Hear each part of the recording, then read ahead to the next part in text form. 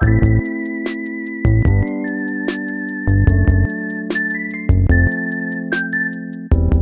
up, everybody? It's another episode of In the Studio with myself, Ian Golden, and today I have a very special treat for you. I've got a gift. I'm going to give you a tool for S2, S4, and the knowledge for any controller owners to take your track preparation in Traktor down from 1 minute, 2 minutes to 5 seconds. So I'm going to walk you through how it works and show you a few of the tricks so you can build it yourself. Okay, so here it is. We've got this single TSI file set up for the S2. All you have to do, set a beat grid, set your load marker, set up the track, hit play, check that track against the master tick, adjust the phase, adjust the BPM if needed, and then lock it all and load the next one. It's that fast. So what I've basically done right here on the S2 is I've created a special mapping for S2 owners and S4 owners coming soon that turns all these controls into a track preparation tool. It's really simple to use. All you do is go to maps.djtechtools.com and download it here. Then you're going to go into your controller manager in software, and what you probably already have is a Control S2 default mapping. This is the default user case of how everything normally works for your S2 and S4s. And then what you're going to do is you're just going to add an additional mapping. Go to the TSI you downloaded from maps.com, load that in, and then what you'll have are two mappings. One is user. I'll probably rename this to be something like Ian's Magic Prep Tool. There you go. And then all you're going to do is basically disable that when you're DJing and enable this guy so the S4 works normally. And then when you're prepping, you want to turn that off and turn this guy on. And now all these controls have super magic macros that make both of our lives super easy. So to show you how that works, I'm going to go ahead and bring in some new tracks, which is usually what happens. So I've just bought some new tracks from Beatport. I'm going to go ahead and bring the tracks and the playlist into Traktor. There it is. It's going to be called New Tracks to Process. Here they are. The first thing, of course, you'll want to do, looks like we've already got some BPMs, but is analyze these guys. Okay, so you want to use these three buttons in order to start a song. You start at the top of the list. Sync is going to do a couple of different things. It's going to load the next track in the list. It's also going to reset the tempo here and turn this guy into auto. The reason being is that we want this tempo to always follow the track. And as you can see here, I've got a bunch of tracks at different tempos. So I want each of the tracks to sync up to this, but I want this to sync up to the tracks first. So I've done a little bit of trickery. All you do is press pause next and then play. And you'll notice that basically now this track is synced up to the master at the track's native tempo. Kind of cool.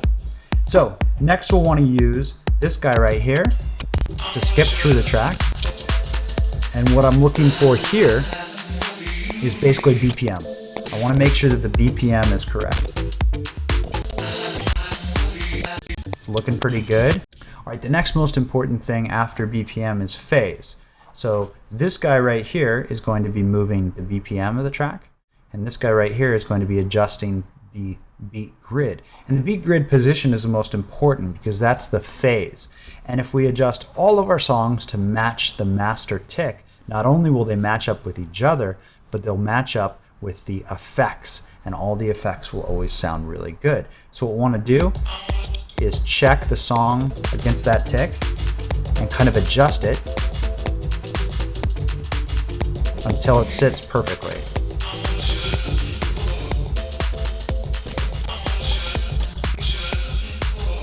Perfect. That's right on. So I'll just push this button. That's going to lock that and save it so we don't screw it up later. Now I'm going to hit sync, load the next track, pause to reset the tempo of the master clock. You see this track is 87. And if I had not put that macro in there, it would have synced up 87 to 123. But now our master clock is set to 87. I'll hit play and the two are working together. So we'll skip forward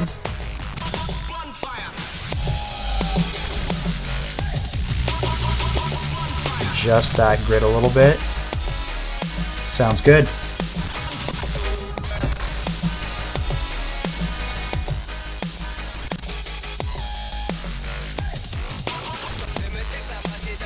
Okay, so the tempo looks perfect. The phase is now perfect. The only thing remaining on this track is that what we want to do is always set a load marker at the beginning of the track to really be efficient. So what I've got is a little macro here on the 1 button. It's going to drop a cue point and turn it into a load marker in one single press. That track is done, locked. Let's load another one. All right, so the very first thing I'm probably going to do is set that first beat right there, the load marker. And let's hear what that sounds like. Now you'll notice that when I press Q, it zooms in, and when I let go and I hit press play, it zooms out. So I've got some nice handy zoom macros built in. If you want to control zoom yourself, you've got it right here. Zoom all the way in, find the perfect part of that waveform, or zoom all the way out. And I've even put a zoom on the jog wheel. Check that out. You grab the jog wheel, it zooms in so you can see the perfect place, and it zooms out. Super handy. Now I've got Traktor set to automatically set a beat grid here. If you want, you can go ahead and delete that by pressing Shift, Reset, and then you can set your own by zooming in and pressing Reset. So that is your set beat marker and delete beat marker function. Now the one thing I can add to this, which I will show you and actually do and add now, so you get the idea of how this all works. Now here's the Magic Prep tool. Here are all the commands that go into it. And the whole idea is creating multiple macros and eliminating all mouse clicks and all unnecessary actions. So you notice when I first load a song, let's go back to this one, the jog wheel goes to the 0 position. So it doesn't go straight to the 1. And that's kind of obnoxious because I have to manually go there when really all I want to do is have it automatically snap to this little guy here. Well, we can make that happen. So what we do is just go ahead and add a command for track deck Q, jump to next, and let's make that happen on the Q button.